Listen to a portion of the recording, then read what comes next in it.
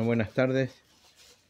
Bienvenidos a la presentación del libro En el mercado de esclavos de Ana Agustiniak. Lo dice bien el apellido. Así quería agradecerle a todos los participantes, de Amelia Serrayer, principalmente, que ha sido el nexo para que hiciéramos una presentación atípica para nosotros, porque normalmente en este horario no estamos abiertos, hemos postergado un viaje para hacer esta presentación. Así que bueno, les agradecemos a todos su presencia, que sé que no son tiempos nada simples para hacer este tipo de cosas. Así que nada más, Amelia, comienzas tú. Pues muchas gracias, Claudio. Agradeceros a todos la presencia, y teníamos a don Enrique Bazaco, que sabe de nosotros más que nosotros mismos. Entonces, bien. Bueno, pues ¿Perdón, vamos. ¿se puede pasar? Sí. hacia adelante.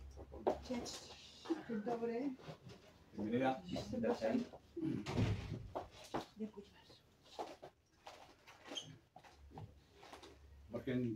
Por continuar ya, iniciamos la sesión. Agradecer al espacio que se nos cede para este acto, y agradecer a Claudio también por postergar el viaje. Tendrás tiempo, seguro. Bueno, llegaré un poco más tarde. Esperemos que sí, que sea bonito el viaje. Gracias a todos los presentes por acompañarnos en estos momentos. Gracias una vez más, Amelia, por la invitación. Subí. Por la invitación. Y aprovecho para empezar a presentaros los que vamos a estar en la mesa. Yo, como soy de la época del vinilo, ya veis, traigo papel y no traigo las diapositivas, como era el acetato, como era costumbre, pero yo lo voy contando. Presentaros a los componentes, a las componentes de la mesa. Y lo primero que vamos a presentar, o quiero presentaros, es a la gran ausente, que es la autora del libro, Ana Agustiniak. Para los que no la conozcáis o no habéis leído sobre ella o oído sobre ella, que sepáis que es una reconocida en Polonia, y esperamos que desde ahora ya aquí, por estos lares más cálidos, aunque no hoy, escritora, poeta, periodista y filóloga polaca. Doctora en la teoría de literatura y literatura comparada, y ha desarrollado una notable carrera tanto en medios de comunicación, radio, televisión, como en el ámbito literario, donde ha publicado prosa, poesía, biografías. Entre sus obras más destacadas, entre prosa y ensayo, ¿no?, algunos de los cuales se han traducido en español, y gracias a Nicole y a Amelia. Nicole ya la presentaremos también. Nicole es polaca, y creo que habla polaco también desde que nació. Ahora habla más castellano, en fin, es políglota, habla castellano, polaco y algunas otras lenguas, ¿verdad? Sí. Si me permites, Enrique, para hacer un poco de publicidad a los libros traducidos de Ana Agustiniak, tenemos Amor y Luto, que publicamos en Amalgor en 2018, y que pude hacer la introducción y las notas a mi traducción, y luego después tuvimos en busca del conde Sobański en Fórcola, con prólogo de Mercedes Monmani, que tenía un pequeño lapsus, y que sí, pues ahí también soy como, y luego tiene culpable algunos, de esa traducción, también y es ahora culpable de tengo el esa apoyo traducción de Nicole para este tercer libro que tiene ella en castellano. Y luego tiene también algunos poemarios, Sin ti, tercer premio La Media Dorada de Poesía, y gracias a Dios, finalista del premio literario de la ciudad de Varsovia en el 2018. Es que es un premio muy potente. Bien, ella es la protagonista o la autora del libro, y una de las traductoras, Amelia, que tenemos con nosotros, el placer, Amelia Serrayer Calvo, que es, según nos dicen y según sabemos, una destacada, yo la primera vez que lo dije una destacada esclavista, ¿te acuerdas? Sí. Hablando del mercado de esclavos, pero Nos no. seguimos hablando. Y le siguen saludando y todo. Bien. Pues es una destacada eslavista, que no es clavista. ¿Eh? Eslavista. Traductora, escritora, profesora universitaria, doctora en filología eslava, investigadora. Actualmente está dando clases aquí en la Universidad de Francisco de Vitoria y es profesora, también ha trabajado como profesora asociada en la Universidad de Breslavia. Es que el polaco todavía no se me da. Pero le iremos cogiendo el tino. Además, bueno, dentro de esto, dentro de la traducción, como has hablado, has traducido también, traductora de polaco, de inglés, de ruso. ¿Qué más? Ha vertido al español obras de autores como Pushkin y los nombres que tienes por aquí, que tú sabes. Babel, Chernyshevsky, En fin, por su labor de esta difusión de la literatura polaca, recibió la medalla Gloria Artis, que no se la ha traído hoy, por no, dice, bueno, no voy a destacar entre vosotros, humildes mortales. Madre mía, están todos mis pecados están saliendo a la luz. Entre las obras que tenemos, Cenizas y Fuego, crónicas de Kapuczynski, que recibió el premio Embajador de Polonia en Humanidades, Requiem y Marmitako, algo sobre nuestro pueblo que tenemos en común, ¿verdad? El Marmitako. Sí. Por supuesto. ¿Verdad, Martín? Sí. Que también es de un pueblo que se llama Donosti, que sabéis, como que os sabéis, está ahí al norte, en la cornisa cantábrica. Ese libro lo presentamos juntos, Sí. una vez. Una serie de relatos donde reconocí ciertas influencias familiares de Amelia, pero bueno, supongo que la verdad el Marmitako se compone de muchos elementos y uno de ellos es la memoria. Incluso, ¿no? Bueno, pues es que como presentaremos también a Martín y yo compartimos también que somos nacidos en Donosti, San Sebastián, que como sabéis, os he dicho antes, que es un pueblecito que está ahí al norte de la cornisa cantábrica, que nunca fue conquistado por los romanos. Eran los Asteris, Obelis, Martín, yo y estábamos otra cuadrilla que... Un pueblito casi francés, además. Cenizas y Fuego, decíamos, Requiem y Marmitako, Blanco Roto, un poemario, y después ahora tiene entre manos, esperamos que salga en el 26, ¿verdad? Sí, un nuevo poemario. Y el nuevo poemario, que se puede decir Madera de Sueños. Tenemos a nuestra izquierda del ring, tenemos a Nicole, que creo que es polaca. Sí. ¿De dónde de Polonia? Bueno, yo digo que soy polaca madrileña. Polaca madrileña, Realmente madrileña nací polaca. aquí. Sí, nací en España, en Madrid, pero también familia de Polonia y siempre me he sentido un poco más polaca que otra cosa. Entonces, bueno, Muy estás bien. a mezclar. Cotraductora del libro del que queremos hablar más extendidamente. Y es políglota, además también debe hablar como, no sé, 5 idiomas, Sí, entre los cuales está el polaco, el español, el inglés, checo y el portugués. checo y portugués. Sí, pero a un nivel... no lo está contando A niveles de que está de idiomas de trabajo, ¿no? De traducción y de traducción, y además pues sigue aprendiendo, le encantan los idiomas y además sigue enseñando Sí, también. idiomas Siempre. a otras Siempre trabajando con ellos. personas. Aprendiz y maestra.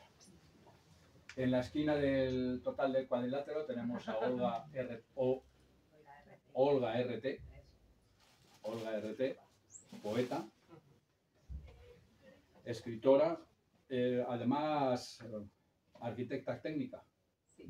Ingeniera Ese de... es el que me da de comer. Sí, como decíamos esta mañana en La primera profesión. Como decíamos esta mañana en el podcast que hemos grabado sobre poesía, Amelia y yo, decíamos, cuando un poeta o un joven, más joven que tú, y que vosotras, o sea, más joven que yo, y más joven que vosotras, pregunta ¿qué es lo primero que hay que hacer o tendremos que hacer para escribir poesía? Y entonces yo le digo siempre, búscate un oficio. Gánate la vida primero. Y luego, si eso, en los ratos libres y cuando vayas al retiro, pues a echar pan a los patos y vas con una libreta y vas escribiendo algunas cositas y quizá algún día, pues alguien, si eres tan afortunado como nosotros, pues van y nos lo editan. Su obra literaria se centra principalmente en la poesía, abordando temas del desamor y el luto. Bonitos temas, sobre todo. Ese fue el primer libro. El primer libro. El desastre delicioso, sí. Un desastre delicioso. Sí. Se define como sensianimal. Que... Pues eso, a la mitad un ser sensible y la mitad pues un ser animal. Entonces depende del día, te puedo tratar de una manera o de otra. ¿Sí? Ah, sí, muy bien. ¿Cómo ¿Qué día toca? Hoy me siento más en el modo sensible. Ah, qué Me he bonito. medicado antes de, Qué bonito. antes de venir. No estoy de broma, no me medico ni soy bipolar ni nada. Es un reclamo publicitario Lo para entiendo. Instagram, como Lo entiendo. cualquiera. Como la mayoría de los poetas entre ángel y bestia. Pues sí, básicamente. Muy bien dicho. Y Geometrías, poesía en estado sólido, el último de los poemarios que tienes editado, ¿verdad? Ese es un poemario que mezcla la arquitectura, la matemática, la geometría con la poesía. Mucho Que más eso ya es una vuelta... diferente, es mucho más analítico. Un mortal y más medio. proyectivo. Sí, el primero era muy sentimental, muy personal, y el segundo es mucho más técnico, en todos los sentidos. Bueno, Sí, sí. muy bien. Pues que quizá llegó también el momento de hablar de don Enrique Bajato Goiburu, Eso es. poeta, psicólogo, hablo psicólogo, poeta, no sé también cómo te sientes hoy. Sí, y autor de versos profanos, que búsquenlo cuanto antes, experto en mitología azteca y maya, y eso para empezar. Pues, Eso para empezar. sí, que también sabe mucho de llevar la poesía a cuidados paliativos. Ha escrito sobre muchos temas, también sobre las influencias de los psicotrópicos y bueno, también creo que psiquiatra. Psicólogo, doctor en psicología, sí. Entonces, con un libro que es abrirse en canal la memoria de las víctimas, pues tenemos a una persona también idónea para conducirlo, siempre con humor. Esperemos. Sí. Siempre con un poco de marmitaco y unas chelas, esto como unas cervezas, es como mejor se debate, se discute, se habla, se entretiene. Y tenemos a don Martín. Don Martín Yale, que es de, como hemos dicho, de San Sebastián, periodista, especializado en música, escritor. Retransmites en RTV, o sea, en Radio Nacional, Radio Televisión Española. Radio Televisión Española, ¿verdad? Y el concierto de Año Nuevo también este año. Sí, también. ¿También te toca? La novena ocasión, sí. La novena, ¿no? Sí. Bueno, pues te escucharemos con atención si estamos todavía en condiciones. Porque eso será a las 12 por lo menos.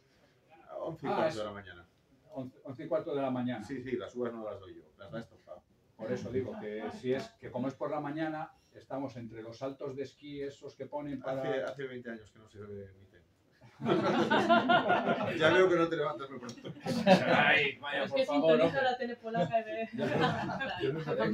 Es que las últimas noches viejas han sido un poco delicadas. Porque lo he pasado mal, catarros, ya sabéis. En el 16 obtuvo el premio Ondas al mejor presentador de radio hablada en esta Sinfonía de la Mañana que diriges. Y luego en su faceta de escritor tenemos libros de ficción, Oboe, La orgía eterna, que es Lo que nunca sabré de Teresa. Teresa Ann Savoy. Sí, exactamente. Es una actriz de los años 70. En el 22 publica relatos delirantes sobre compositores, El horizonte quimérico. Y ella en el 23 aparece un libro infantil, de repente, así. Ya tenías el primer hijo, el 2, el segundo. Ya, tengo dos. Digo, tienes dos, pues Sí. aparecería el primero o el segundo. ¿O dijiste esto No, se lo fue dedico un yo? encargo sobre una compositora, la primera que dirigió orquestas en España, que Ajá. obtuvo el Premio Nacional, María Pablos, que con 30 años acabó en un psiquiátrico y estuvo 50 más allí sin poder volver a hablar. Vale. Sí, no era un tema muy para niños, pero me lo pidió la Fundación Juan de Borbón y bueno, pues tratamos de darle voz y vida a través de una historia con dibujos muy amables. Bueno. En el 24 publica El misterio Razumovsky, inspirado en la vida del tal Razumovsky, No, de Beethoven detective. del conde. ¿Por Sí. qué pone...? Porque Wikipedia, No, que lo ha escrito Wikipedia no Wikipedia sale el me libro. me dejó en mal lugar. No, es sobre Beethoven detective. Sí, es como con Beethoven como detective. Sí, sí. Coincidiendo además con el bicentenario de la Sinfonía 9. Sí, exactamente, sí, sí. De la Bueno, buena. bien, no me ha dejado tan No, mal no, estado. no, está muy bien, está muy bien. Y el último libro en el 25, perdón, el último concierto de Viena. Sí, sí. Qué bueno, que une un poco el tema. También es sobre el Holocausto, aunque desde el punto de vista de lo que era la Alemania nazi, es decir, del guante blanco. Y con este libro del 24, no este último, sino el anterior, recibiste el premio Is Libris. Is Libris, ¿no? Sí, Al mejor autor Nobel de novela histórica. sí, sí. Como veis, tenéis, Nos conoce a todos, ¿eh? Nos conoce muy bien. tenemos aquí... La tía. He investigado bien, Ha sacado muy bien, petróleo. como debe ser. Sí, sí, sí. Así que... Y yo quiero también hacer una mención, aunque no esté también, al lobista del libro, otro que es también de nuestra tierra, Arcais Cano, ¿verdad? Sí, sí, es un gran escritor de casi donostiarra, ¿no? De las artes. Así que... De las artes, que es en las artes donde yo nací. Ah, pues... Entonces no es de Donosti. No, perdona. Nací en Las Artes, pero Las Artes ya es un barrio de Donosti. El hipódromo que dicen que es de Las Artes, ¿sabes? Bueno, no nos lo vamos a darlo. Vamos al lío. Sí. Bueno, pues Y comentad. usted tiene la palabra. Bueno, pues antes que nada quisiera dar las gracias por la oportunidad de presentar un libro tan, pienso que importante, porque se dice que nunca se han escrito los suficientes libros sobre el Holocausto. Y bueno, puedo dar fe de ello de cara a este que presenté, que publicó el mes pasado sobre el concierto Año Nuevo, que fue un invento nazi, aunque su fundador curiosamente salvó judíos durante el Holocausto, Clemens Krauss. Bueno, pues también estuve documentándome, aunque es un tema que me apasiona desde hace muchos años, el Tercer Reich, y evidentemente el Holocausto es el episodio más importante de esa sin razón, del peor momento de la historia de la humanidad. Leí las memorias de Philip Krieger, que había sido Sonderkommando durante 3 años de las cámaras de gas. Es el libro más cruel que he leído en mi vida. Y bueno, es cruel, pero me di cuenta de que hay distintos grados de crueldad. Era una crueldad respecto a aplicar la muerte. Esta es una crueldad respecto a mantener vivos a seres humanos, haciéndoles perder la noción de que lo son y la creencia absoluta de que no merecen estar en la tierra, que tienen que dar gracias por los golpes, las humillaciones. Y claro, cuando llega a mis manos este libro, pienso, pero ¿de dónde sale todo esto? Y hablando con Amelia me cuenta que es la memoria familiar de la escritora. Me gusta esa mixtura de investigación, relato periodístico, autoficción, y sin embargo la yuxtaposición que hay de los supervivientes, de los que fueron niños en aquella época y todavía están entre nosotros algunos de ellos, para referir una de las barbaries sobre las que Hitler quería edificar el Tercer Reich. Él pensaba que la humanidad no podía progresar sin la mano de obra esclava. Bueno, pues, mejor dicho, la humanidad que eran solamente ellos, los arios. De hecho, mira, con un amigo que no está aquí, me parece, con Joaquín Riquelme, sí, yo le preguntaba, digo, ¿tú no crees, le decía yo, que el cristianismo supuso un freno al progreso en la historia de la humanidad en cuanto a que, debido a que esa medicina romana, en ocasiones muchas veces superchería, pero otras veces acertada, que recogía Plinio, claro, se consideraba que era cosa de brujas y se cortó de raíz ese progreso, por ejemplo. Y lo que razonábamos es que los romanos, aunque iban muy deprisa, incluso tenían pilas, o sea, tenían pilas, modelos primitivos de pila, tenían despertadores, tenían ingenios mecánicos que les permitían construir con mucha rapidez. Esto ya lo habían heredado los griegos. El propio Arquímedes, cuando Emilio Paulo va a asediar Siracusa, tenía un sistema de grúas defensivo que tiraba y los barcos romanos y les daba la vuelta y se ahogaban todos. Bien. ¿Qué sucede? ¿Por qué no avanzaron más los romanos? Porque tenían esclavos. ¿Para qué vas a inventar un ventilador si tienes a 20 tíos con una hoja de palma para que te den aire? Eso puede parecer una tontería, pero verdaderamente cuando el ser humano ya se vio obligado a pagar a alguien para hacer un trabajo o hacerlo él mismo, de repente lo que empezó a volar la humanidad. De hecho, la humanidad pega ese salto cuando a partir del 19 se abole la esclavitud. Y es ahí cuando se da el gran salto y nada, se inventa la máquina de vapor, se inventa la fotografía, se inventa el cine, se inventa el automóvil, se inventa el teléfono. Todo ello, porque de repente ese concepto de mano esclava pues se había erradicado y había que pensar en base a la sociedad emergente, la sociedad obrera, muy mal pagada por entonces, ahora todavía no demasiado mucho, pero bueno, una sociedad que entonces en sus albores, en su nacimiento, no tenía derechos, que tuvo que ir peleando por ellos, dando lugar pues, a los grandes movimientos de pensamiento del siglo XIX-XX. Claro, cuando los nazis llegan y dicen, no, queremos tener esclavos, es una involución que evidentemente, bueno, pues en espacio de apenas desde el 39 hasta el 45, tenemos aquí pues un retroceso en la que de repente te das cuenta que los nazis pensaban como antiguos romanos. Es decir, el concepto pietas les parecía un invento judeo-cristiano y renunciaron muy alegremente a él como si nunca lo hubieran tenido. Y una prueba de ello son todo el catálogo de barbaridades que se leen aquí, en las cuales la única esperanza para mí es que por lo menos los testigos están vivos y te lo cuentan como algo superado, aunque necesitado de la catarsis que constituye el ponerlo aquí en texto, primero en polaco y ahora, bueno, con esta traducción. Me parece que he hablado ya tanto que no os voy a dejar de decir nada. Bueno, ¿cómo llegas este libro hasta vosotras? ¿Cómo decidís que esto tiene que ser traducido al castellano? Pues en un primer momento, la verdad viene por otra propuesta de la misma autora, como era, mantenemos tanto Nicole como yo amistad con Ana Agustíniak. Bueno, pues yo antes en solitario y ahora con más cómplices, habiendo traducido ya al castellano de una autora de mediana edad 2 libros, pues quería seguir en ello y apostaba por otro libro que se lo propuse a Chalaparta y Mienzenami Sentami, que está centrado en el maltrato animal, pero es un poemario. Y Chalaparta publica muy pocos poemarios, ¿no? Entonces les gustó mucho el libro y dijeron, es una autora muy interesante, no hemos trabajado nunca con Polonia, queremos abrirnos nuestro catálogo porque hemos hecho otros países eslavos, pero nos falta, no sabíamos de estas escritoras ecofeministas polacas, nos interesan, dinos otros libros de Anna Agustíniak. Y el más reciente, que ella lo había mandado antes de publicarse en Polonia, lo había mandado así por correo electrónico, era este. Entonces enseguida, al saber que se hablaba desde una perspectiva de una mujer sordomuda, de unos niños polacos que son vendidos como esclavos al final de la Segunda Guerra Mundial y viven ese horror y viven también la liberación, ¿no? Porque el libro no se acaba donde las películas, sino que sigue un poco más allá, ¿no?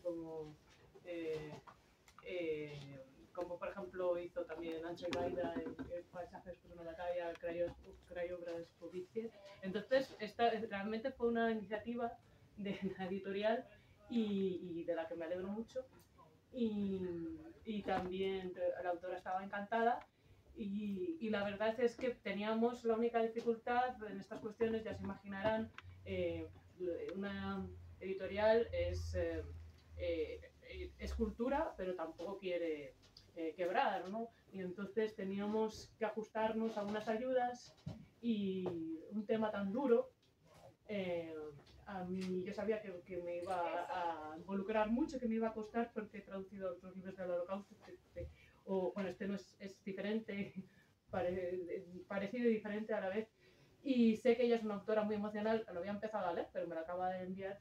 Entonces busqué una aliada y como nos conocemos desde hace tiempo como compañeras de geología eslava y sé del desempeño profesional de Nicole, y además ella viviendo en Polonia últimamente estaba más cerca de Anna Agustíniak físicamente, ¿no? Y ya tenía también mucho trato con Anya y bueno, pues por suerte aceptó el guante y entonces todo fue fluyendo más rápido. Oye, un inciso antes de que continuéis.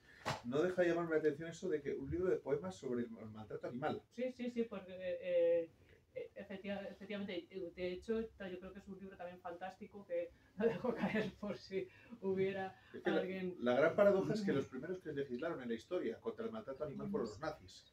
Göring, que fue el responsable, prohibió que se utilizaran anzuelos que hicieran daño a los peces y dijo en los mataderos a las vacas había que meterles anestesia antes de matarlas. Y decía que, claro, que solo un sádico podía infligir daño a los seres vivos, ¿no? Y la vivisección también la prohibió. Curiosamente, el daño que aquí se inflige a los seres humanos, no parecía importar, es muy llamativo. Pues no sé, a Nicole, seguro que quieres aportar también de tu experiencia. Sí, bueno, la verdad no esperaba poder participar en una traducción de este calibre y pues realmente me hizo ilusión dentro de lo que es esta tragedia, pero pues valoro mucho el poder haber dado voz a, como dice Amelia, a aquellos niños, incluso a la protagonista que es sordomuda, para que pues el pueblo español, bueno, todos los hispanohablantes pues consigan empatizar y conocer a esta historia que no es tan conocida como las otras atrocidades de los nazis. Y la verdad es que podría haberse centrado bueno, es como colectivo, pero tú has citado a Bronca, no sé qué te parece a ti el personaje de Bronca, que quizás es, siendo sordomuda, la que tenía que haber estado destinada a las cámaras de gas. No solo es la que logra salir más bien parada y mimetizarse con el paisaje, a pesar de que la traten de forma despectiva, pero al final es más palabrería que otra cosa, y que llega incluso al final de la guerra, la confunden por el pañuelo que lleva el pelo con una mujer alemana. Ella, no teniendo la barrera lingüística que tienen los otros, eso paradójicamente le permite, entender mejor cómo hay que dejarse llevar para subsistir. Efectivamente, ella, yo creo que el hándicap que tenía era precisamente que era sorda, porque estaba tan ajena a lo que estaba pasando fuera. Habla de un personaje con una heroicidad dentro de lo cotidiano. Es decir, nuestra protagonista no es héroe al uso del viaje del héroe que hemos podido leer muchos de los que estamos aquí. Ella no se considera héroe desde el principio, al contrario, es justo el personaje contrario, el antihéroe. Y sin embargo, a lo largo de la historia, ves cómo es capaz de ir superando todas esas complejidades, ¿no?, que le va deparando el destino. Y cómo llega al final diciendo algo inesperadísimo que consiguiera subsistir a este proceso tan duro, a este calvario, que diera tantas cosas y que gracias a que quizá esa sordera y ese aislamiento de la realidad fue lo que le permitió crear a lo mejor dentro su propio mundo y poder subsistir. Y yo creo que es eso, que es un personaje que gracias a eso pudo subsistir. Casualmente este personaje, claro, lo que nos cuentan de él quizás haya sido reconstruido a partir de testimonios ajenos, pero ella no pudo darlo, claro. No carecía de un lenguaje de signos. Claro, no se podía comunicar. Sí, la ambivalencia interesante del libro es que no te dice expresamente que se trate de la familia de la autora, pero claro, se les ve en el presente al niño, que ahora claro es el padre de ella, hablando con la hija. Se saben solo no se sabe se sabe que es Anna y Jan, ¿no? Pero no se sabe, no te dice expresamente que sea ella misma ni su padre, y además ella, su seudónimo literario es el apellido de Casada, ¿no? Con lo cual el apellido no lo notas, porque ella sería Anna Sliwinska, como es la familia, pero Agustiniak de Casada. Y a mí me pasó, tuve ese momento tan peculiar que leyendo el libro y de primeras y a toda velocidad, por esta bendita casualidad, que conozco sobre todo bien a la autora, pero un poco al padre. Y cuando les veía representados también en su forma de ser y de hablar, que a pesar de que el apellido era distinto, pues al poco tiempo le pregunté, pero esta eres tú, ¿no? Y este es tu padre, que yo había conocido sin sospechar que había tenido esta infancia tan traumática, un señor muy atildado, que cocinaba muy bien, que tenía un jardín maravilloso en el centro de Varsovia, muy elegante, ¿no? Lo podrá confirmar Nicole, siempre como muy pulcro y muy equilibrado, discreto. Y bueno, ahora se ha rescatado esta historia y testimonios similares, pero no sé, era un tema que también no se hablaba, ¿no? Que eso lo comentará Nico. Quería decir, por cierto, que tenemos también una persona muy en los temas de la mujer, como es Olga RT, que tiene un proyecto muy bonito, ¿no? de mujeres. Y ese es un tema central en la obra de Anya Agustiniak también. Sí. Y yo que, hablando de la protagonista de Bronca, de Sordomuda, el libro son, como yo lo veo, son tres libros en uno. Por una parte, la que relata es la propia autora, ¿verdad? Que lo relata a partir del testimonio de su padre, que es a la vez uno de los niños protagonistas de la historia. Y que, bueno, no vamos a hacer mucho más spoiler porque... Sí. Eso por una parte, la familia Sliwinski. Sí, muy bien pronunciado. Wow. Bueno. Y que son las víctimas, y por otra parte los verdugos, que también es una parte importante de cómo relata el libro, ¿no? A los verdugos, porque hay una pregunta muy importante, ¿no? que se hace y que se hace es: ¿qué es más atroz? ¿Que estén a la venta seres humanos o que haya seres humanos que compren seres humanos? Y eso nos deja un pozo, ¿no?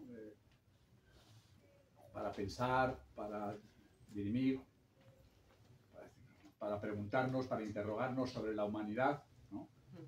Sobre dónde estamos, a dónde hemos ido y qué recorrido ha sido ese desde, nos decía Martín, todo eso de los esclavos y tal, desde el paleolítico, mesolítico y neolítico, y no sé si estamos todavía en el neolítico, ¿no?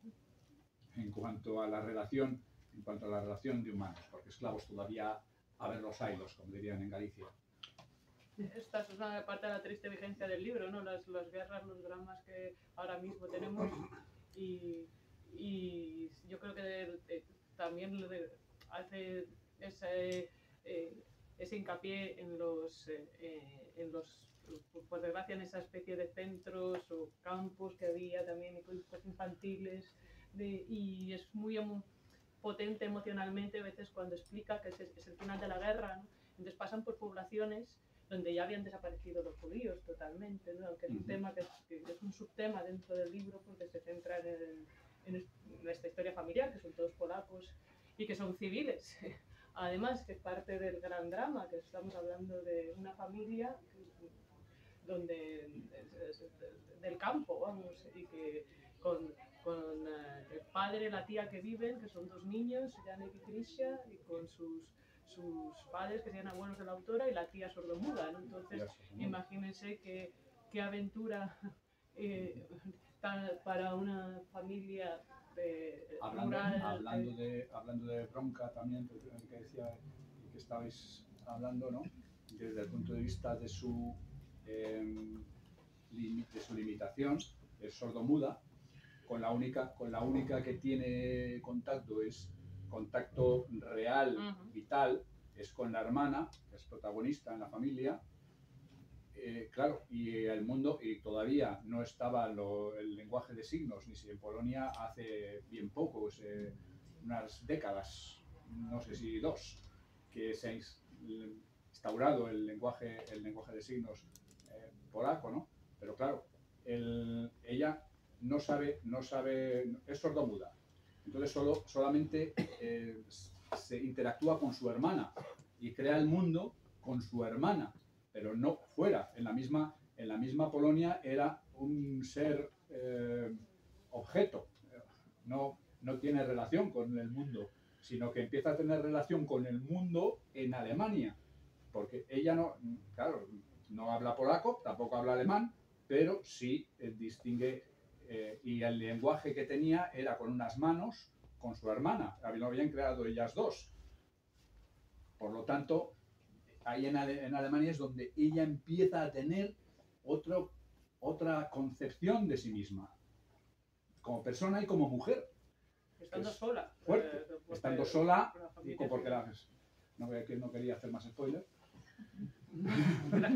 Ha sido Pero, culpa mía 100%. no, porque da igual, porque aun cuando vayáis entrando o vayan entrando ustedes en el tema, se van a ir dando cuenta de realidades, ¿no? Y de situaciones a las que no es que sean inimaginables, porque el horror no tiene una capacidad concreta, no tiene límites. No tiene límites, eso lo sabemos. O sea, por mucho que imaginemos un horror, hay alguien que imagina otro horror diferente, otro horror más horror todavía, ¿no? Lo que sí tiene como mecanismo de supervivencia desde el punto de vista psicológico es la capacidad de recepción de ese horror. Bueno, Para siguientes... es curioso porque cuando ocupan Polonia, claro, el objetivo de Hitler es que Polonia desaparezca como nación por completo. No solamente... que sea una nación ocupada o una nación... Claro, sobrevivió el 4%, me parece, en la parte ocupada por los alemanes, porque los soviéticos mataron también a nosotros, de la población de clase alta, la población que tenía estudios y... Además, en las distintas áreas, es curioso porque Hitler daba las órdenes, pero no especificaba, germanizar. Uno de sus subalternos entendió matar todo lo polaco. Otro entendió llevar a los niños a la escuela, cambiarles los nombres en alemán y enseñarles alemán y que olvidaran el polaco y que Polonia fuera un concepto inexistente. Y pensaban que así en una generación pues ya habrían erradicado todo aquello. Entonces, claro, evidentemente, luego... Había niños que iban a la escuela, que eran polacos, y les metían todas esas farfollas y eran más nazis que los propios nazis en algunos pueblos. O por impulsar por sus padres para la supervivencia. Algo de esto se ve también en el libro. Algo se habla. Sí. Yo creo que además el libro tiene ese equilibrio muy interesante entre la historia personal y sin esconder la fuente de representación, ¿no? Porque ningún relato es neutro y si sabemos que se lo está contando un padre a su hija. Y por otro lado está muy documentado y se nota toda esa formación que tiene de documentalista Anna Ustiñák, porque ella cita muchas leyes, muchos usos y costumbres, instituciones del Reich que te ponen los pelos de punta y comprendes cómo era ese extraño universo sin que haga ningún comentario, sino simplemente decir en el campo de Liechtenstein, claro, ofreciendo datos, años, cifras, reglas que tenía, y luego si ha sido castigada la persona que lo dirigía o no. Y eso es una parte que son notas a pie de página, es un apartado crítico que es interesantísimo porque sin que ella entre a valorar, lo dice todo. Solo con citar el código penal nazi, solo con citar leyes y realidades, ¿no? Lo que decíamos, decía que el horror, como estamos tratando de relatar, no tiene límites. Nuestra capacidad de recepción de ese horror sí lo llega a tener, por eso llegan a distintos mecanismos que decíamos, ¿no?, de supervivencia, porque es que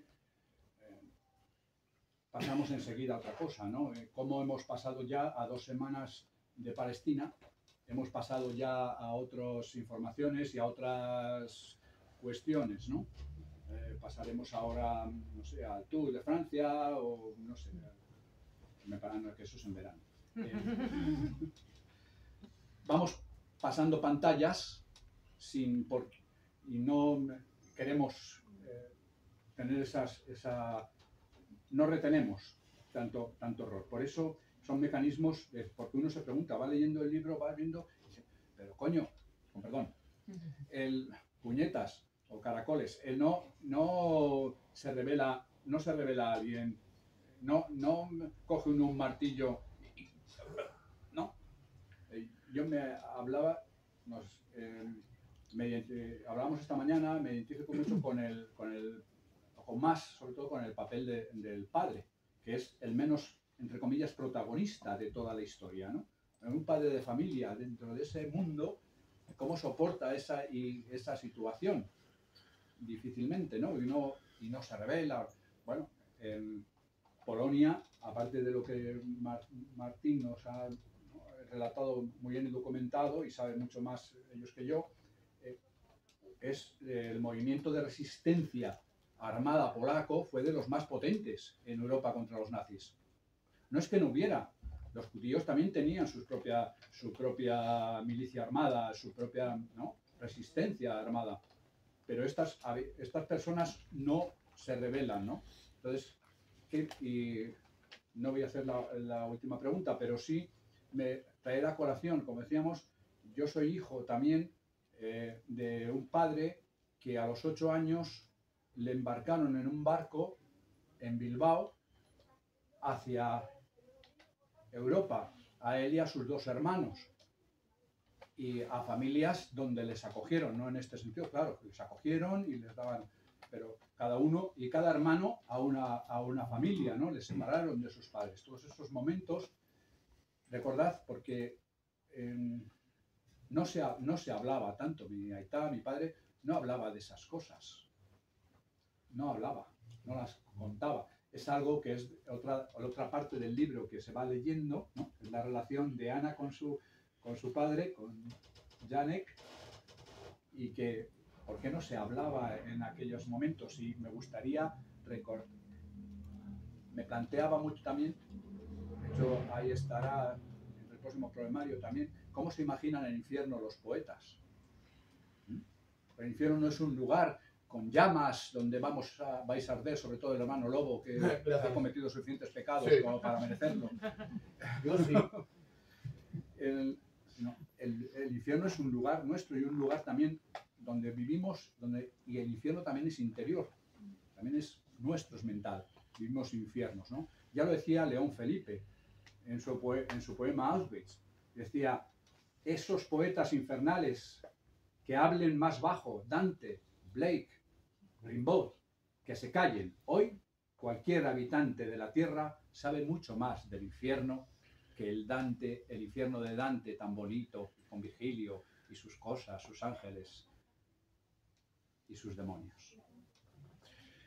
Te quería preguntar, ya que siendo polaca, si este es un tema del que no se habla o has conocido personas que, pues, cuyos padres o abuelos hayan pasado por esta experiencia. No, la verdad para mí fue un descubrimiento, una parte de nuestra historia que no conocía, súper nuevo, y realmente creo que pocos polacos la conocen, incluso no se lo creen, porque yo he mirado en internet opiniones y le decían a Ana que no se invente cuentos. Yo pensando, ¿quién se va a inventar algo así? O sea, ni siquiera Stephen King puede inventarse algo tan macabro. Tan cruel, ¿verdad? Sí, y es doloroso que el pueblo polaco a día de hoy... Este tema es un poco delicado, yo diría, la verdad, todo lo de la Segunda Guerra Mundial, no solamente lo que sería el tema de la esclavitud, sino todo. Escondido por miles de mecanismos, vergüenzas... Sí, lo que comentaba antes sobre la germanificación, pues trapos sucios hay por todas partes, obviamente, pero pues en Polonia considero que se hace muchísimo esfuerzo por mostrarnos solamente como víctimas, que obviamente sí lo hemos sido en mayor parte, pero pues también hemos colaborado, han colaborado muchos polacos con los nazis, ya fuera pues por necesidad, por sobrevivir, o porque a lo mejor estaban de acuerdo. Por ideología o... Bueno, no, aparte de los ucranianos al final. Claro, sí. Entonces, por los nazis también. sí, hay un poco de todo.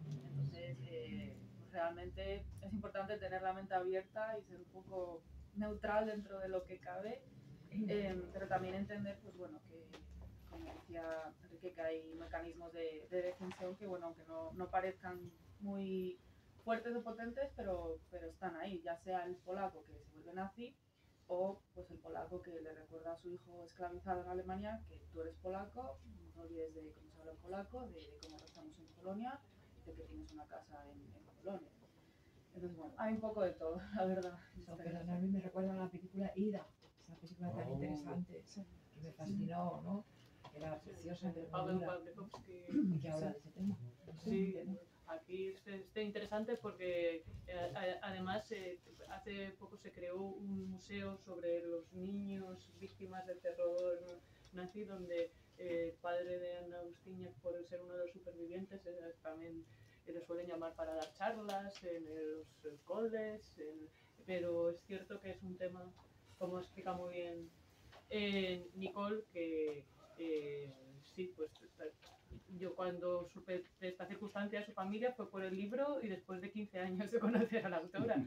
Así que pues, jamás hubiera sospechado, ni habiendo conocido a su padre casualmente también, pues como os imaginaréis, no es algo que se cuente, igual que nos ha pasado a nosotros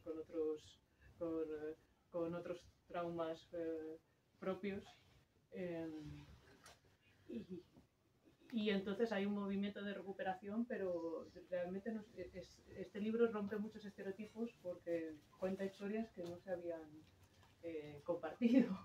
Fíjate tú, y sin embargo los niños no dejan de ser niños. Me encanta cuando se juegan la vida por comerse una tarta de chocolate. Ese es un momento... Las contradicciones en las que nos movemos, ¿no? No sé si, Martino, me permitís antes de que Olga, porque Olga, a mí, si me gustaría que desarrollases desde tu papel y desde ese movimiento feminista en el que tanto, quizá antes de ello, luego si quieres recordamos la frase por la que empiezas, por la que se empieza, ¿no? Cuando los aliados liberan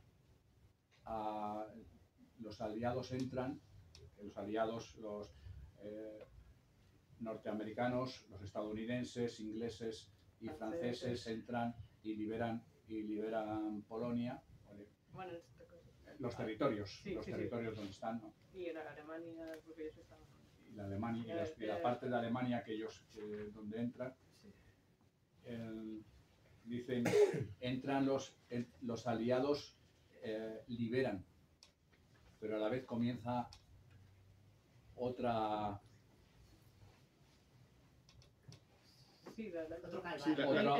horror. Las violaciones de las mujeres. Claro, eso ya lo, ¿no? Empieza otro horror. Acabamos un horror, nos han liberado y empieza otro horror. Más que empezar, o sea, no se relajen a lo último del libro diciendo, uy, ya ha pasado todo esto. No, pero es verdad que siempre se ha hecho hincapié cuando los soviéticos entraron en Berlín, pero con los yanquis siempre se hace... Hay mucha película. Edgar Poe tiene un poema sobre un soldado negro que estaban ahorcando, que era un violador, y ese fue el padre de Emmett Till, el conocido chico que lincharon en los años 50 en Estados Unidos, al que le dedicó un poema Nicolas Guillen.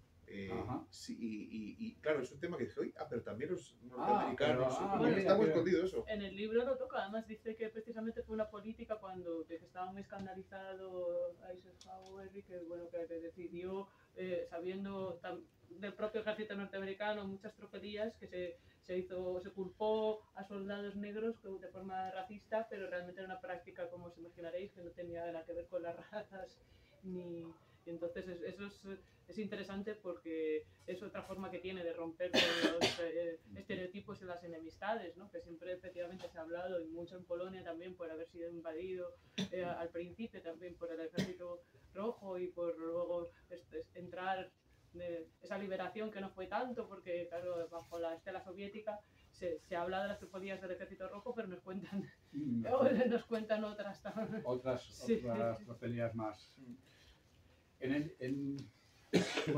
¿Podemos? Sí. En el libro es un manual de deshumanización, de cómo se va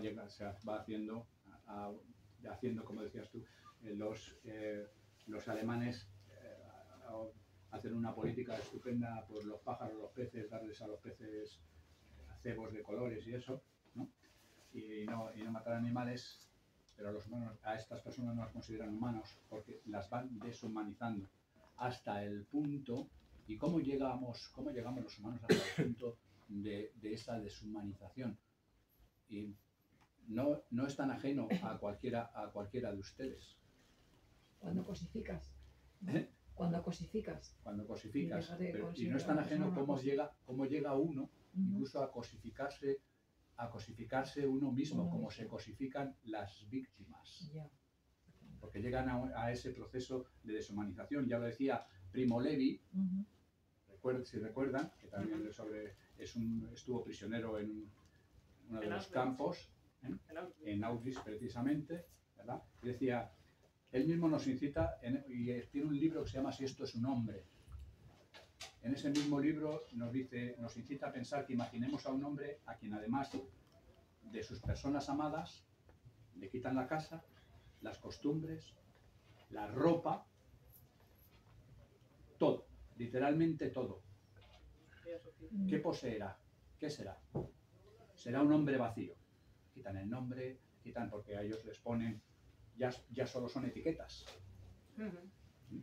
Etiquetas ni siquiera y números. Y a la vez es un gran libro sobre la dignidad, ¿no? Y sobre ese, por ejemplo, ese empoderamiento que tiene el personaje de Bronca De con Bronca, tanto dentro de pronóstico, esto. siendo una mujer sordomuda que efectivamente ya sus posibilidades de sobrevivir en ese sistema eran mínimas porque no solían ser las elecciones, que pasas elecciones, solían ser conducidas a la cámara de gas en un momento. Claro. Y entonces, Sí. como una persona que efectivamente por esa condición vivía un poco, tú lo has apuntado muy bien, en su entorno como infantilizada, muy protegida, no tenía muy en cuenta cómo es capaz de no solo de adaptarse y sobrevivir, sino de ayudar a los suyos, Claro, pero a al sí final misma. ella desarrolla su persona. Sí, Se desarrolla como mujer y como persona. sí, sí. En ese mundo Tan, nuevo suyo. donde no oye los avisos de los bombardeos, ni ni las sirenas, ni las propias bombas, ni... Y sabe defenderse de una violación emitiendo el grito de un sordo Eso es. que nadie conocía. Que nadie conocía hasta entonces, ¿no? Que dicen, ¿qué es esto? ¿Qué es esto? Sí. Pues dentro de esos mecanismos, de cómo llegamos a la deshumanización, decía, en algunas frases que van explicándonos, ¿no? Porque son mecanismos de resistencia de los sometidos, aunque nos parezca mentira, de sobrevivencia, de resistencia. Decía, ¿cómo llegamos al bloqueo emocional por impotencia? Es decir, nosotros, y quizá en algunos momentos, cada uno de vosotras y ustedes lo habrá sentido, un bloqueo emocional que te deja, pues eso, bloqueado, tieso, sin capacidad de reacción ante situaciones de máxima que hay que reaccionar rápidamente y te quedas paralizado, ¿no? Y dice, no conseguí expulsar aquella oscuridad de ninguna manera, dice uno de los protagonistas, de ninguna manera aquella oscuridad donde vivía. Cayeron en un estupor emocional por impotencia. En fin, son muchas las incertidumbres que asolan a los protagonistas, ¿no? En ocasiones ni ellos mismos pueden dar crédito a lo que está pasando. No dan crédito, no. Esto no me puede estar pasando a mí. Esto en cualquier momento hay una cámara y me explicará que esto no es real. A pesar de que tienen noticias de que van en trenes, de que ven muertos, de que ven ropas, desde que les quitan, les desnudan, porque lo van pasando de un momento a otro, dígame. Como si fuera una película, como si estuviera rodando una película. Como si fuera a otros. A ellos no les está, a mí no me está ocurriendo, ¿no? Le está ocurriendo al otro, a mí no me va a ocurrir. Tantas veces pensamos esas cosas nosotros mismos. Bueno, y el azar de que estés por orden alfabético en un lugar y no te toque la letra. Un bombardeo. Y no te toque la letra. Sí, es puro azar, y de hecho quizás es puro azar que esto haya sido escrito, porque ¿cuántos años han pasado desde que esta autora se convirtió en escritora y su familia le contó esto? O desde que, evidentemente, porque este libro ¿cuánto ha partido? Ahora, recientemente, ¿no? Sí. Es decir, Se ha traducido muy rápido porque se empezó antes de que saliera comercialmente en Polonia. Y gracias a este tándem traductoril, pues se trabaja. Pero hay que decir que yo creo que eso tiene que ver lógicamente con que probablemente estos personajes de vodka, quiero decir, y de Bronca, que son tan potentes, hemos hablado mucho de Bronca porque es ese esa antiheroína que decía Olga y que también ha descrito Enrique, pero bueno, pues su hermana también es muy interesante, Vatka, pues porque no están entre Vatka, nosotros ya lo que... El sufrimiento, para mí Vatka es, me ha hecho más sentir, es de confesar, sin ningún pudor además, que he llorado,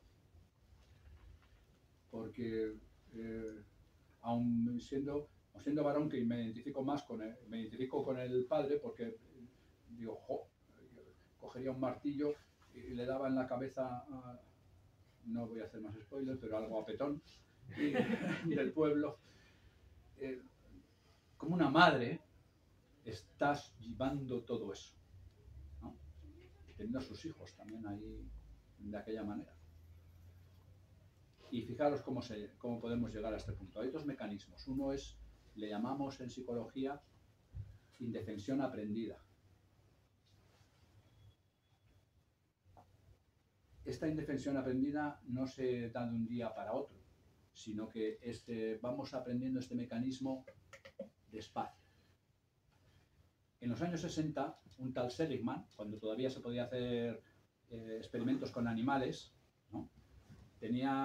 Ponía un perro y había dos parrillas, electrificadas las dos parrillas. Ponía al perro en una parrilla. Le daba un calambrazo en la parrilla y el perro, ¿qué es lo que hacía? Saltaba hacia atrás y se colocaba en la otra parrilla. Al rato, que dicen por ahí los mexicanos, al rato le daban otro calambrazo, electrificaban esta parrilla. ¿Qué hacía el perro de Seligman? Volvía a la parrilla donde había estado. Y le daba otro calambrazo. Y el perro saltaba hacia atrás. Llegó el momento en que el perro dejó de saltar. Le daba ahí. Está lo mismo. Ellos en el libro, una de las protagonistas lo dice muy bien. Estoy entre dos parrillas. El fuego y la esperanza. Ahí me mantengo. Por eso no reacciono. Pero es un proceso gradual. ¿Recordáis uno de los tonterías clásicas o experimentos? Que para hervir una rana, si la echan ustedes cuando el agua está bien hirviendo, la rana ¡pim, pum, pum! Y salta. Pero si ustedes la echan y van calentando el agua, la rana va ahí, qué calentito, qué calentito, qué calentito, cuando se quiere dar cuenta, está en ese proceso de indefensión aprendida. Ese proceso de indefensión aprendida es uno de los modelos más potentes de la depresión humana. Ya no reacciono, me da igual. Y el otro es el de la disonancia. En esto de la indefensión aprendida es la psicología, que es la psicología de la víctima. Muchas veces no comprendemos, por ejemplo, el maltrato, cómo resisten la violencia de género, ¿no? Cómo resiste una mujer el maltrato. Porque la primera vez es un insulto. La segunda es una bofetada. Me da una puerta, tal, ¿no? La tercera ya es otra cosa, pero ya está, la persona ya está en una situación de indefensión total, aprendida. Ya no reacciona. Ese bloqueo emocional, esa indefensión aprendida. Y la otra que le llamamos es disonancia cognoscitiva. Un tal Festinger, claro, esto es muy curioso porque seguro que todos vosotros y todos ustedes la reconocerán y la habrán reconocido en sí mismo. Una de ellas más típica es los fumadores. Los fumadores, como yo, empedernidos, a pesar de mi carrera en psicología y psiconcología y de haber estado trabajando con cáncer durante tantos años, sigo fumando. Y muchos médicos de oncólogos fumaban conmigo también, y enfermeras oncólogas, y echábamos unos cigarrillos sabiendo lo que hay. Pero claro, lo sabemos, eso es un saber, una creencia. Pero la disonancia cognitiva se produce porque enseguida tenemos una respuesta lo mismo de racional, que pone el tabaco le va a matar lentamente y dice uno, ja, ja, ja, yo no tengo prisa. ¡Pum! Relativizo la creencia. Y esa es la disonancia cognitiva que se produce y que se produce en los personajes. Sí. Hay un aspecto interesante, es la graduación de la maldad de los distintos propietarios de esclavos. Está el tal Laón ese, que es un ser repugnante, sin paliativos. Y luego está esa mujer que incluso salva del aborto en el 8º mes a una de las protagonistas, que no quiere, no es buena, pero como que hace las cosas en sentido práctico, como ocultando un supuesto cariño que no le permite tener la diferencia racial. Y luego están las dos hermanas, que al final, que hay una de ellas, la positiva, que es Curiosa. Sí. la que tiene el acercamiento con Bronca, ¿no? Entonces es curioso porque dices, claro, dices, desde el punto de vista de que han comprado seres humanos, son todos unos hijos de puta. Pero acabas al final incluso hasta, no digo cogiendo el cariño, pero dices, bueno, este no está mal, o bueno, Es que el libro... hoy no le ha pegado. No, hoy no me ha pegado. Sí. No es... Será, es nazi, pero si no fuera nazi, en el fondo sería una buena persona. Sí. Sí, pues porque el libro tiene todo ese tipo de ambivalencias, de sutilezas, de no etiquetar ni entrar como en simplificaciones. Y además se construye con el lector, porque nuevamente hay, por supuesto, la autora vemos esa... bueno, se puede leer el libro sin saber que la Anna del libro es la propia autora, ya que el apellido cambia, ¿no? Pero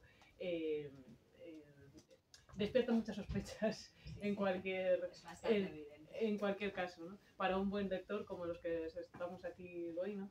Que tenemos este vicio confesable. Y yo creo que es muy interesante también la relación, ¿no? Pues en España se debate mucho la memoria histórica, pero en Polonia, que no conocemos ese debate, pues y además hay una mirada diferente sobre el Holocausto y luego las distintas víctimas, porque estas víctimas de las que no se habla, por ejemplo, o la autora también le interesa mucho lo que tú comentabas, sabe a veces definir brevemente a los personajes, hablan de los alemanes como secta fabril, que es una definición bastante, lo dice el padre hacia el final del libro, o habla de las mujeres como botín de guerra, que esa es otra frase que estuvimos comentando mucho. Entonces a veces tiene la capacidad de en pocas palabras y con esa mezcla de estar en el día a día, en la granja, donde estos esclavos pues tenían que desde cuidar de los animales,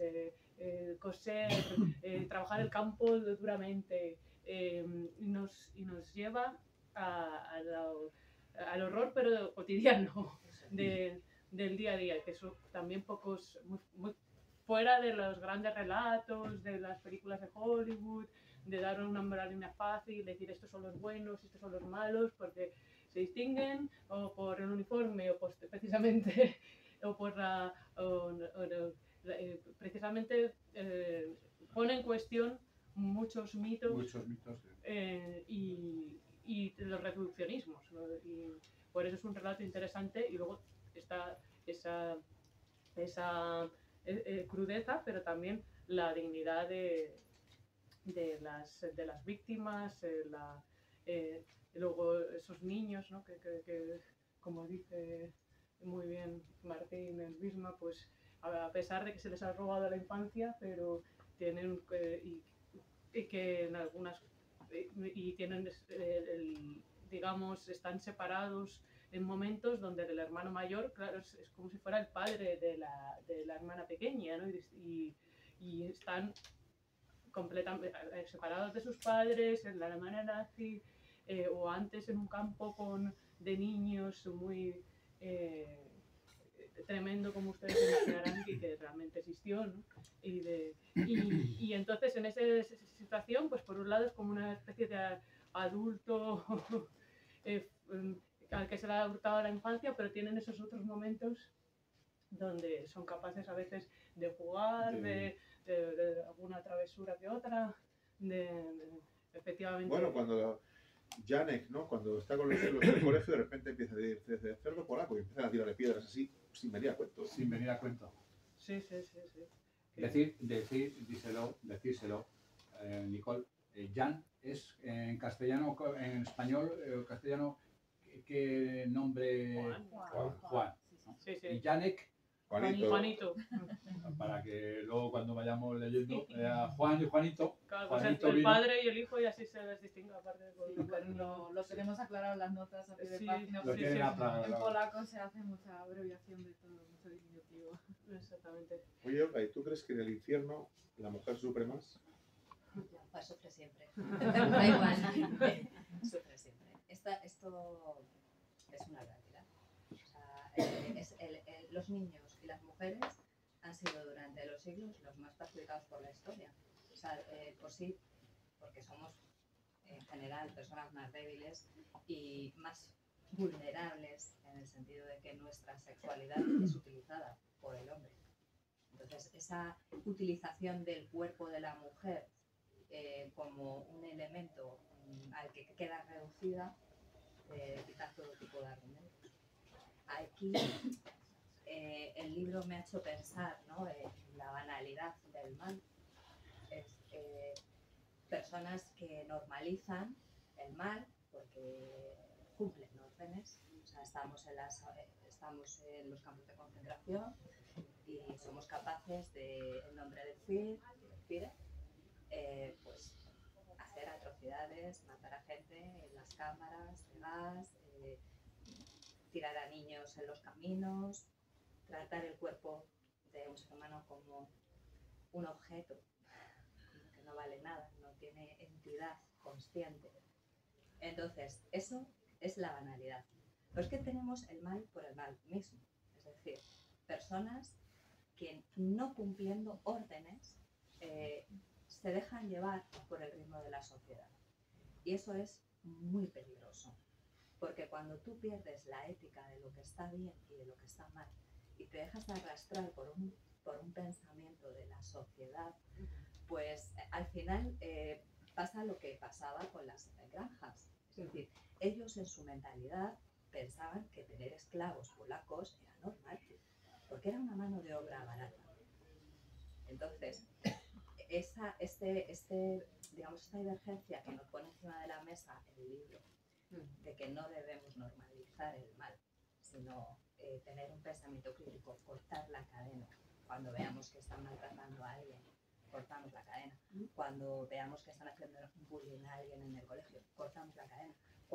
En fin, se trata de no dejarnos arrastrar por la sociedad, sino tener un pensamiento propio. Y esto es algo que yo he visto en este libro, muy claro. Y he dicho, qué bien que lo haya traído, ¿no?, aquí a la palestra. Y no sé. Sí, oiga, hay otra, como decíamos, hay varios libros y muchas variadas lecturas en este libro, ¿no? Y daría para horas y horas de tertulia y de... Sí. No asustamos al personal mucho, porque tendrán que ir, tendrán cenas de Navidades y cosas, y tendrán que preparar turrones y cosas. Pero desde el punto de, como has hablado de la mujer, tiene una lectura de eso, no ya feminista, sino desde el punto de vista de como mujer, porque las protagonistas, ¿no?, Wadka, Bronka, Lisia, cuando llegan los aliados que decíamos, empiezan a violar a todas las alemanas 1, 2, 3, 4, 5, 6, 10 veces, 20 veces. Claro. Es que ahí está la normalización del mal. O sea, si lo hace mi compañero, esto es como aquella vez que habían violado a una muchacha 4 o 5, y decía, ¿por qué no paran? Porque nadie corta la cadena, porque nadie cuestiona a los demás, porque se dejan arrastrar, uno normalizan algo que no es normal. Entonces, eso también aparece en el libro, en ese capítulo de pena. Y dices, casi cuando ya parecía que había acabado todo, casi iban a respirar, qué tranquilidad, y no, es que les viene otro infierno porque volvemos a la idea de que el cuerpo de la mujer está siendo utilizado como un objeto, no como una persona. Y es que hasta que no nos quitemos como sociedad esa idea de la cabeza, no vamos a cortar. En realidad es el botín, ¿no? Territorio y mujeres. Claro. Es atacar al pueblo de al lado por el territorio, por sus riquezas y por sus mujeres. Es un paisaje más. Hannah Arendt, ¿no? El cuerpo de la La María mujer. del Mar. Hannah Arendt habla de eso. Sí. Y además mi hija Mercedes hizo una tesis muy interesante sobre ese tema. Sí. Luego también, bueno, claro, aparte de ese gran referente, también hablan, ya que estamos en Polonia, con Polonia presente, pues Zygmunt Bauman también, evidentemente, en Modernidad y Holocausto, y Alexander Hertz, han profundizado mucho más allá, mirando también desde más cerca, porque yo creo que el libro es crudo, pero tampoco se regodea en la violencia. Podría parecer que sí, es decir, no la oculta. No. Y claro, eso también sería un mercadeo, sería otra forma que a veces pasa con el sensacionalismo.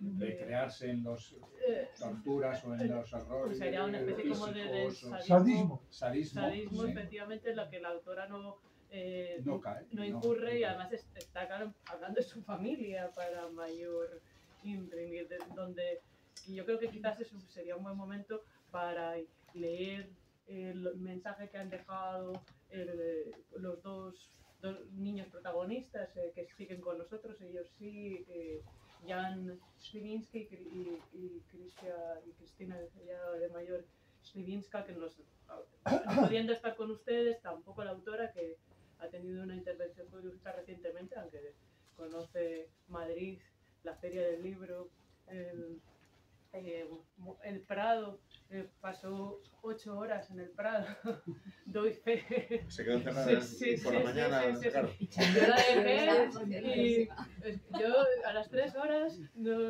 la dejé y volví justo efectivamente cuando estaban a punto de hacer la vigilante. Sí. Así que hubiera estado encantada de estar, porque tiene mucho vínculo con también con España. Entonces podríamos leer, si te parece, Nicole, el mensaje. Si me permites, y iniciar media preguntas. cosa. Sí, cómo no. Con esto ya acabaríamos, ¿verdad?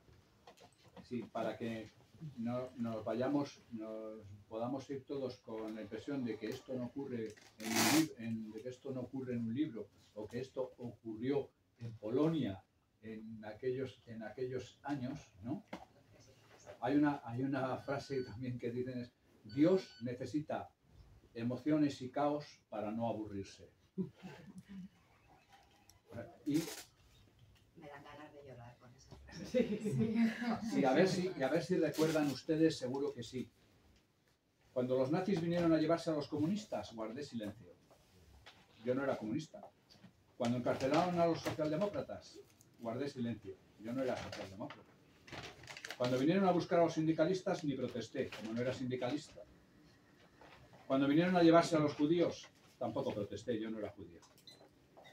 Cuando vinieron a buscarme, no había nadie más que pudiera protestar. Martin Niemöller. ¿Cómo? Martin Niemöller. Pastor alemán. Se le atribuye erróneamente a Bertolt Brecht. Es verdad. Pero no es de Bertolt Brecht. Pues, y la pregunta es, ¿qué harían para que sean estas navidades? ¿Qué harían ustedes en situaciones como esta? No sean tan valientes y digan, como yo cojo un martillazo. Ya. Y también que le pasa luego a mi familia, que no siempre además... Bueno, esto no está tan lejos. Yo cuando leía lo del robo de niños estaba pensando en Ucrania. Claro, yo también, muchas situaciones, por desgracia también las poblaciones nacidas también... para acabar con una nota un poco más optimista, y no por eso menos real, vamos a leer este mensaje que nos han dejado los niños en el libro y supervivientes activos que que también pues tienen ese papel de contando que se sepa esto ocurrió y luego ahí están habiendo desempeñado una vida completamente normal, ¿no? Entonces nos han dejado un breve mensaje en polaco y que lo vamos a traducir, pero quizás también para que suene un poco la belleza de la lengua polaca, pues nos leen polaco y yo traduzco. Jan Szywiński z siostrą Krystyną Łyczywek, bohaterowie książki En el mercado de esclavos, łączą się całym sercem. W dniu 20 grudnia 2025 roku o godzinie 18 z wyśmienitym gronem prezentującym tę powieść Anna Agustyniak na wieczorze w Centro de Arte Moderno w Madrycie. Bardzo dziękujemy pani Ameli Serrayer oraz pani Nicole Hanas za przetłumaczenie książki Na targu niewolników III Rzeszy, wydanej po hiszpańsku przez Chalaparta, zaś panu Arkańskiemu za napisanie pięknego wstępu. Tak, jesteśmy bezpośrednimi świadkami historii i to ostatnie chwile naszego życia na tej ziemi. Przeżyliśmy straszną tragedię podczas II wojny światowej. Mały Janek i Krysia nie mieli dobrego dzieciństwa. Żadnego dzieciństwa nie mieliśmy. Zostaliśmy okrutnie zmaltretowani w obozie hitlerowskim dla polskich dzieci w Łodzi, a następnie wtrąceni w świat dorosłych, którzy spróbowali przetrwać głód. Tak. Podobnie jak naszą rodzinę, wyświetlono setki tysięcy Polaków z własnych domów i skierowano do hitlerowskich obozów koncentracyjnych lub na roboty przymusowe do Niemiec. Wszędzie tam obciążano niewolników pracą, głodzono, rozstrzeliwano, a nawet z żywcem palano. Tylko niewielu spośród wywiezionych udało się przetrwać. Apelujemy, niech taka haniebna wojna nigdy się nie powtórzy. Polecamy, czytajcie tę książkę i pamiętajcie o dzieciach. A biegając myślą o uroczystości bożonarodzeniowych, życzymy wesołych świąt i szczęśliwego Nowego Roku 2026. Y ahora en castellano. Jan Szywiński y su hermana Krystyna Łyczywek, protagonistas del libro En el mercado de esclavos, se unen este 20 de diciembre de 2025 a las 18 horas de todo corazón al excelente grupo que presenta dicho relato de Anna Agustíniak en una velada del Centro de Arte Moderno de Madrid. Muchas gracias a Amelia Serrayer y a Nicole Katarzyna Hanas por traducir el libro Na targu niewolników III Rzeszy. En polaco lleva el título En el mercado de esclavos del Tercer Reich, ¿no? Publicado en español por Chalaparta y a Arkaitz-Cano por escribir la hermosa introducción. Sí, somos testigos directos de la historia y estos son los últimos momentos de nuestra vida en nuestra tierra. Vivimos una terrible tragedia durante la Segunda Guerra Mundial. Los pequeños Janek y Krysia no tuvieron una infancia feliz. No tuvimos infancia. Fuimos cruelmente maltratados en el campo nazi para niños polacos de Łódź y luego arrojados al mundo de los adultos que intentaban sobrevivir a la esclavitud. Sí, al igual que nuestra familia, cientos de miles de polacos fueron desplazados de sus hogares y enviados a campos de concentración nazis o a trabajos forzados en Alemania. Allí se sometía a los esclavos a trabajos forzados, se les mataba de hambre, se les fusilaba e incluso se les quemaba vivos. Solo unos pocos de los deportados logramos sobrevivir. Hacemos un llamamiento, que una guerra tan infame no se repita jamás. Les recomendamos que lean este libro y recuerden a aquellos niños. Y pensando ya en las fiestas navideñas, les deseamos un feliz Navidad y próspero Año Nuevo de 2026. Gracias.